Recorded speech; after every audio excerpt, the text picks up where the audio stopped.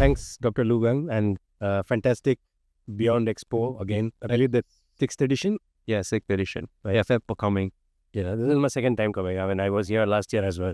Cool. I do see a lot of changes. Yeah, I hope it's good change. Yeah, it's good changes. I think startups this year seem to be much more interesting. I mean, of course, the focus on AI definitely is there. Yeah, but I think some of them have some really interesting products and solutions. Cool. Congratulations on yet another edition. Yeah, super happy to hear that. Yeah, that's sport coming back again. Yeah. So Beyond Expo has kind of rapidly evolved into one of Asia's most influential technology and innovation platforms.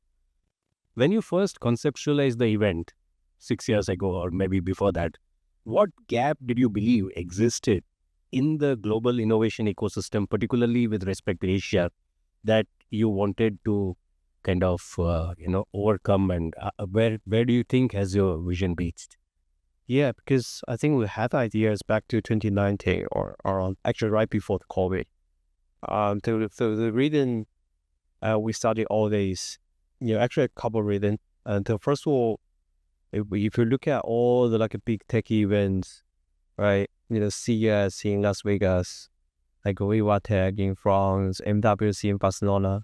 So actually, none of them really happening in Asia.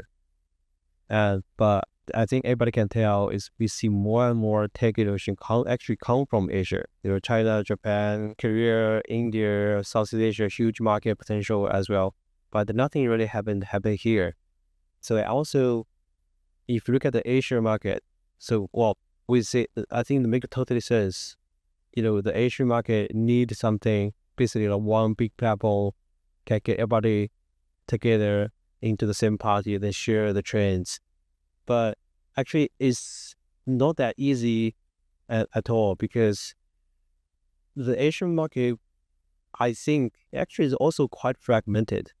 Language barrier, culture difference, and actually making it actually really hard work.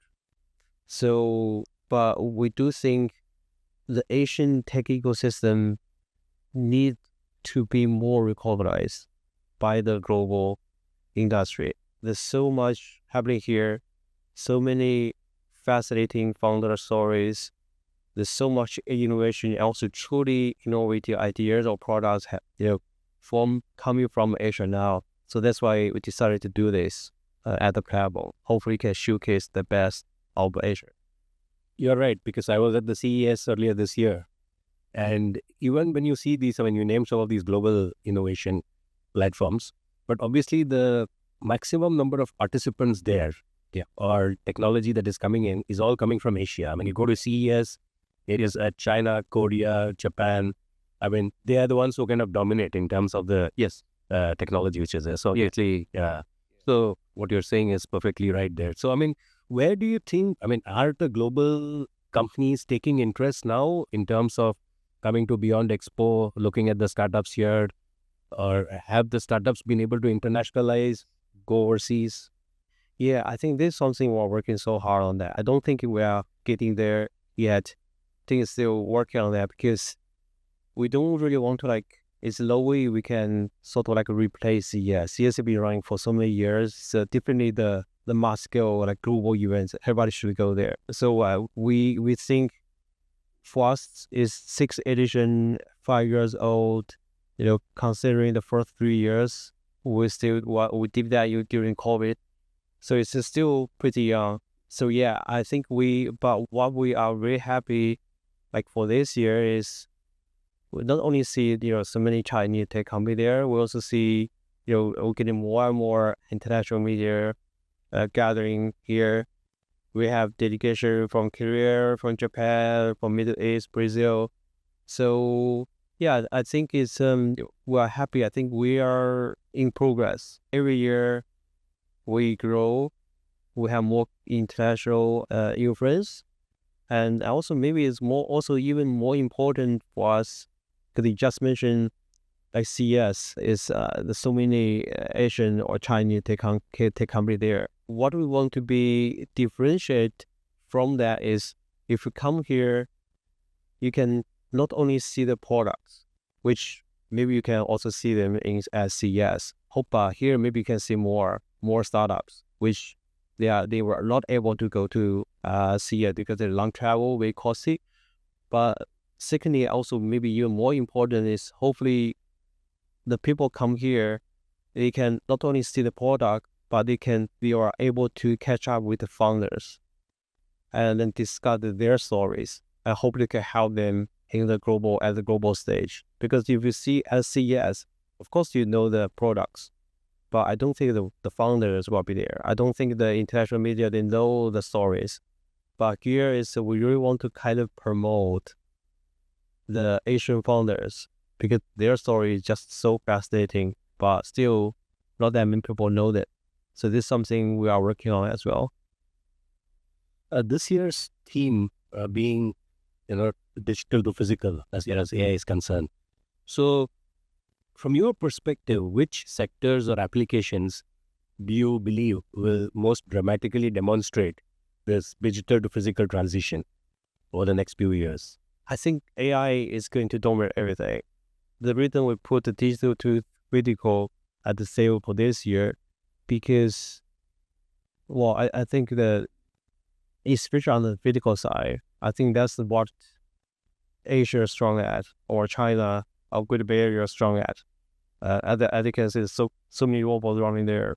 I don't think we are getting there now, but I'm really expecting and looking forward to see more like robots, but they come into our like daily life. I think it's good to see robots dancing or fighting, but I think we need to make robots more useful.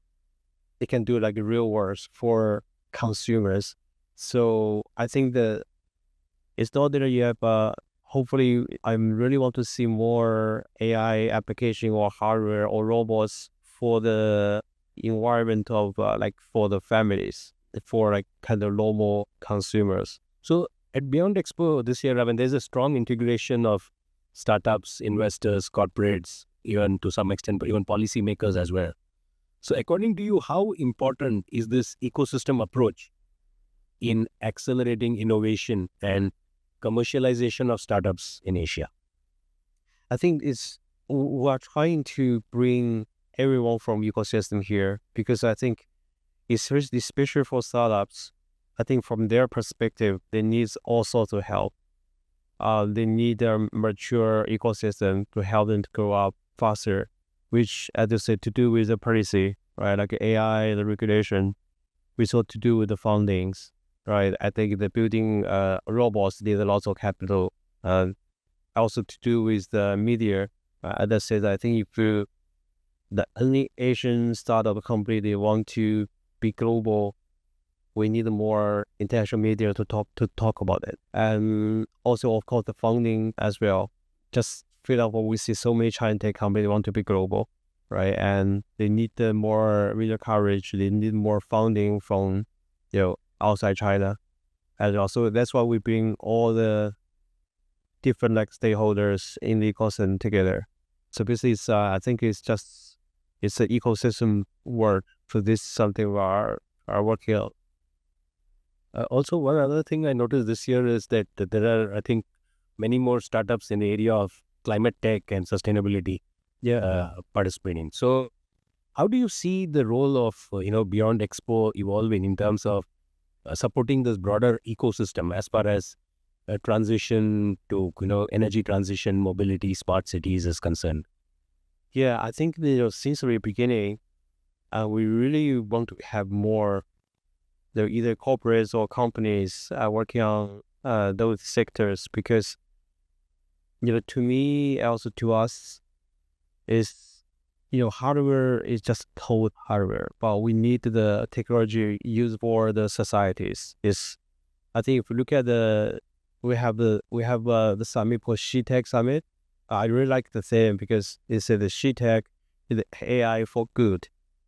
So I think whatever you do is either software or app or hardware or robots, it has to do with to improve the societies, to help the human beings to build a healthy Earth, we'll say.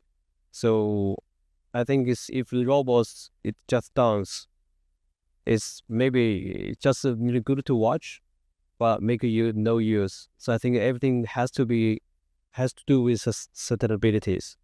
Over these last 6 years, 5 years and sixth edition, Beyond Expo has kind of become a bridge between China, Asia, and the wider global innovation community.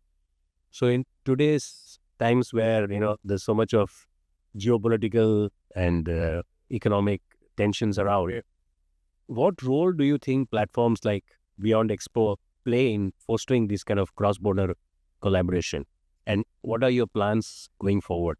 We strongly believe technology should be independent from any kind of geopolitical issues, because the business is the business. We really want to build a platform for the tech ecosystem, for the ecosystem to build up the business from beyond.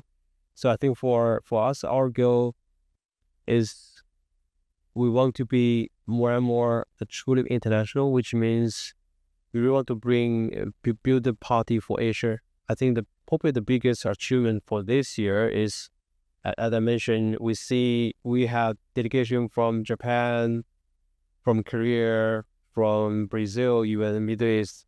I showed up, which is is great for us, but kind of short-term goal for us is we want to build something for Asia, but I have to say there's still some missing part. Where I want to see more companies from South Asia. We are still missing India, for example. We don't have that, maybe, or don't have any company from India, maybe. So, but we want to build platform, but of course, it still need us lots of effort and to do that. So our goal is, in terms like the scale, we want to be bigger and bigger, more and more international. Then hopefully can attract more from like our US, Europe as well, because I'm sure everybody now is very much interested in what's happening in Asia and tech space. Yeah, and hopefully one day we can also bring Beyond somewhere else as well. So, and to collect I think Beyond now is building a huge ecosystem. So we want to bring the ecosystem to the other place as well. So maybe one day we can say every year in Macao is the biggest party or Beyond, but maybe we can have some relatively smaller party in South Asia, in the Middle East. So this is something hopefully we can make that happen. Sure. So as somebody who has been observing technology and startups for so many years, looking ahead, what major technology or societal shifts you believe will impact life over the next decade? I think AI is going to disrupt everything. This is for sure. In terms of like an impact, I think probably the first thing came to my mind is our education. Is if you look at like our kids, like in China, is I think since now maybe 6 years old, 7 years old, they are using something in China like a DeepSeek, and for study every day. It's completely change the way they learn stuff. We have actually this year we have we're doing the hackathon.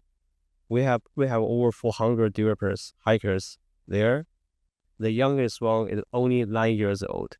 I also heard. I just saw them. I was wondering, why are these school kids sitting here? I think that the 9 years old, they got offer from companies, the job offer. So I think this definitely AI is it already started, is impacting hugely on the education. Secondly, is maybe there's something for the future. And then the one speaker is going to speak tomorrow.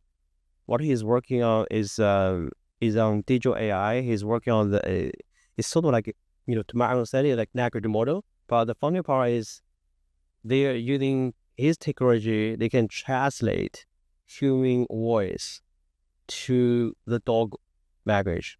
We are able to communicate with the dog. It's like really in the future, but I saw the video, was wow, it's really happening. So wow, I think I said that we are expecting AI can change will change the kind of people's life. So maybe the AI can also build connection between human and animals. That is our mailing. So the animation movies of Hollywood, we will start leaving. Like we can talk to the dog. So yeah. Wonderful. It was a pleasure speaking with you, Dr. Gang. Yeah, thanks so much, Guillermo. Yeah, thank you. Thanks.